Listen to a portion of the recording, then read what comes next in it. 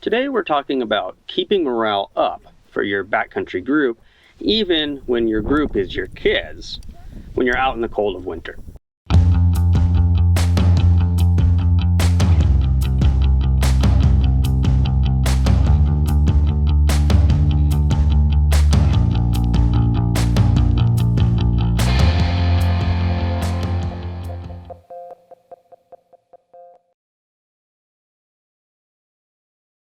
Hi there, I'm Jason, and this is the final episode of our short series called Cold, in which we aim to help those who are new to winter backcountry travel get the most out of these fourth season adventures.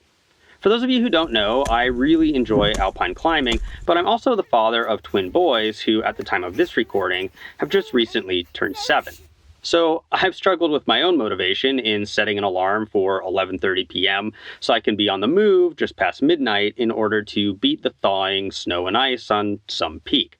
I've been sequestered with teammates who are tired of sitting out that 3-day storm, and I have certainly wrestled with any of a million reasons why a young child would want to end an outing, from minor bumps to cold fingers to exclamations like, "I didn't know it was gonna be this far." That's my problem! While there are lots of different ways to look at maintaining morale, I find one particular frame of reference to be really useful, and that's the notion of perceived control. If you think about it, as a group of adults, we typically turn around when we feel like we can no longer influence the risks enough to keep safe. The storm is just too powerful, or the supplies have run too short, or there is too much rockfall to be easily avoided. And as kids, it's the same thing, but maybe worse. It's about feeling like they can't even influence their own enjoyment or comfort, let alone safety. There is this psychological concept, locus of control. We all find ourselves on a continuum between internal and external locus of control. If we have a worldview identifying with internal locus of control, we feel like we are the authors of our circumstances. If we feel like circumstances dictate to us, we fall towards an external locus of control view. Falling too far towards external locus of control in day-to-day life is associated with higher levels of anxiety and depression.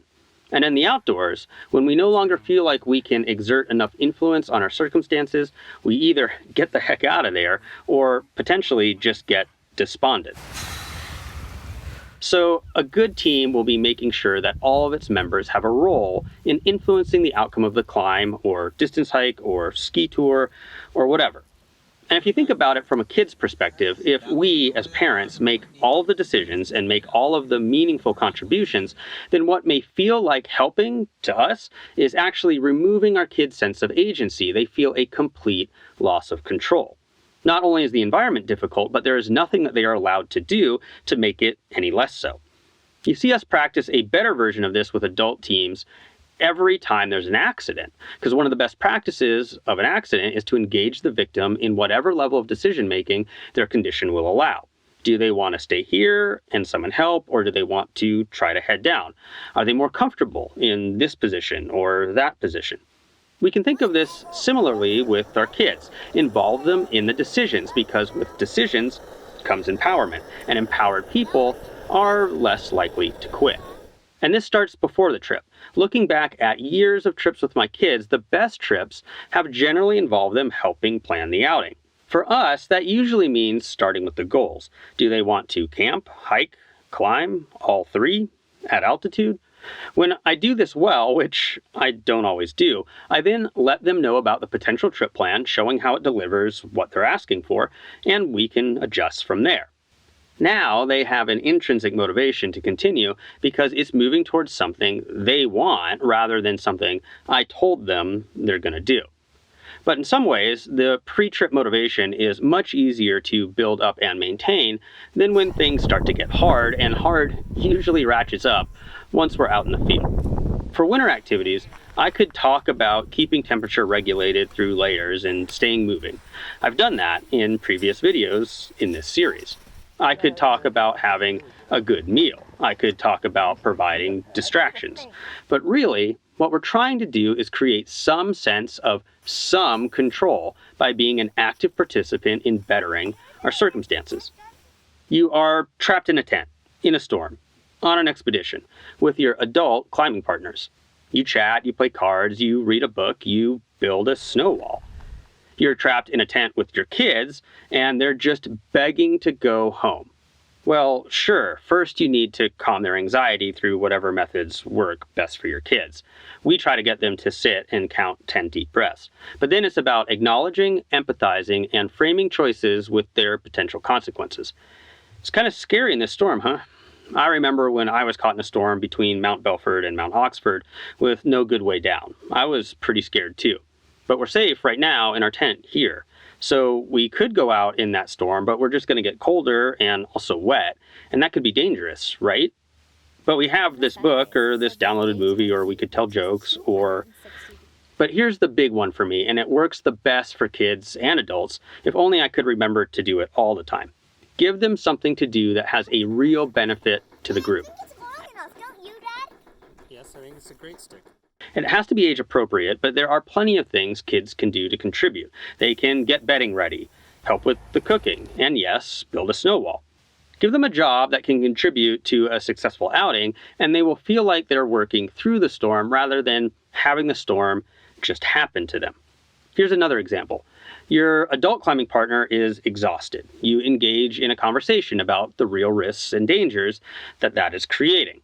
Do we need to stop and bivvy? What dangers might that bring? Are those risks greater than just keeping on to the planned camp? Is it safer to turn around? What if I just took all the leads on these next few pitches? For your kids, maybe they want to turn around because they perceive they're getting their version of exhausted.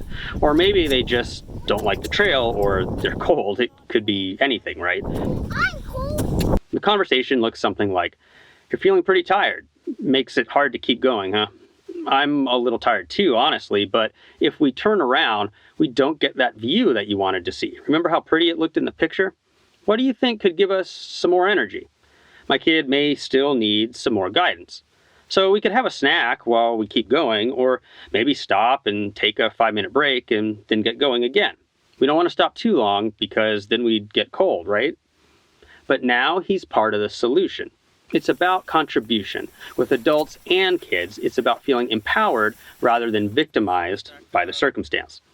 It's storming while you're on the move. What layers could we add? How do we activate those hand warmers again? Help me out.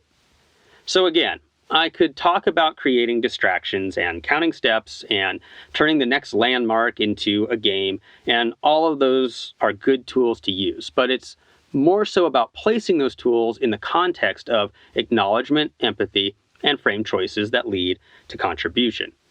And here's one last reality. Sometimes you really are just going to have to turn around. One of the hardest things about being a good team member, whether that team be with all adults or with children, is abandoning your own expectations of how the trip should go. When I get my most entrenched and inflexible is when I usually most degrade the experiences for everyone else around me. So that's the end of our cold series. I hope you found it helpful. Please check out the other videos in the series, if you haven't yet, by clicking on the playlist at the end. Thanks for watching. Hit that like button, ring that bell, and subscribe.